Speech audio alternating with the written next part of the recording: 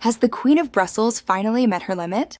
While Europe's headlines are filled with images of tractors storming city centers and farmers blocking highways, something far more dangerous has just happened behind closed doors.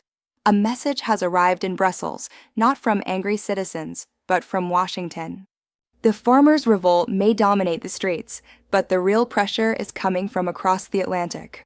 A warning, quietly delivered to Ursula von der Leyen's office, is now shaking the foundations of the European Union. Is the United States preparing to pull the plug on Europe's political project? For months, Brussels has been surrounded by smoke, burning tires, and fury from the countryside. The EU-Mercosur trade deal, described by farmers as an economic death sentence, has turned fields into battlegrounds and highways into protest zones. But as von der Leyen struggles to balance global trade ambitions with domestic outrage, Washington has issued an ultimatum that changes everything. This is no longer about agriculture. This is about power, money, and a scandal stretching from Europe's wheat fields to the corridors of the White House. Why is America suddenly turning up the heat on its closest ally? What exactly did Washington say that sent panic through the European Commission?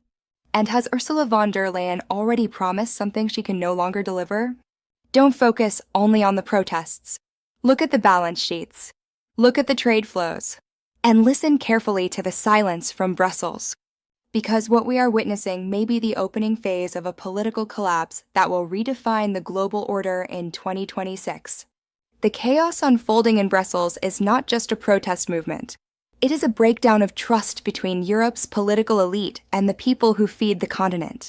To understand why Washington has now stepped in, we must examine two parallel disasters, a massive subsidy fraud and a trade deal seen by many as betrayal. The spark came when the European Public Prosecutor's Office released a bombshell report in early 2026.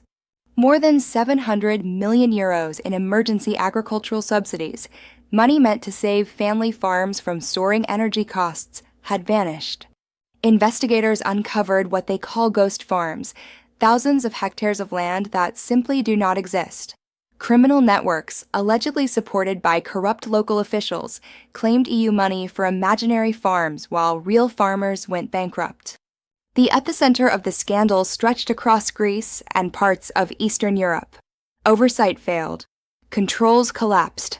And when von der Leyen froze payments to entire regions for audits, innocent farmers were cut off mid-season. That decision turned anger into revolt. At the very same time farmers were fighting to survive, Brussels was quietly finalizing the EU-Mercosur trade deal. For Ursula von der Leyen, this deal is the crown jewel of her 2026 agenda. For European farmers, it is economic suicide. The agreement would allow massive imports of beef and poultry from South America, products grown using pesticides and hormones banned inside the EU.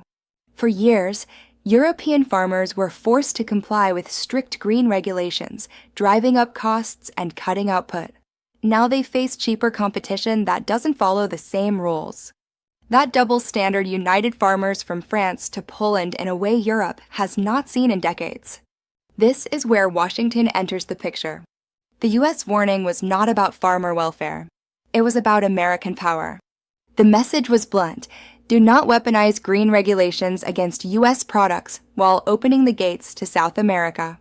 Behind the scenes, the U.S. Department of Commerce has been watching Brussels drift away from American agricultural imports, and it will not tolerate it.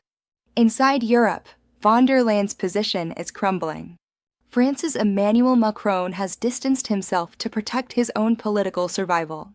Germany's coalition government is paralyzed by fears of retaliation against its auto industry.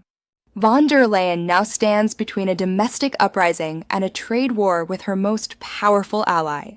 The U.S. warning sends a clear signal. Her era as Queen of Brussels may be nearing its end. The tractors blocking Europe's roads are also blocking von der Leyen's political future. If she pushes forward with the Mercosur deal, Washington could respond with tariffs that plunge Europe into recession. If she backs down, Europe proves it is no longer sovereign. This is not diplomacy. It is a political guillotine. So the questions are unavoidable. Is this the end of Ursula von der Leyen's leadership? Who really governs Europe, Brussels, or Washington? And what happens to Europe's food security if farmers lose this fight? The tractors remain, the fires still burn, and the warning from Washington continues to echo through Brussels. 2026 may not be remembered for trade agreements, but for the moment the EU's bluff was finally called. What do you think? Should Brussels submit to the warning or defy it and face the consequences? Tell us in comments below.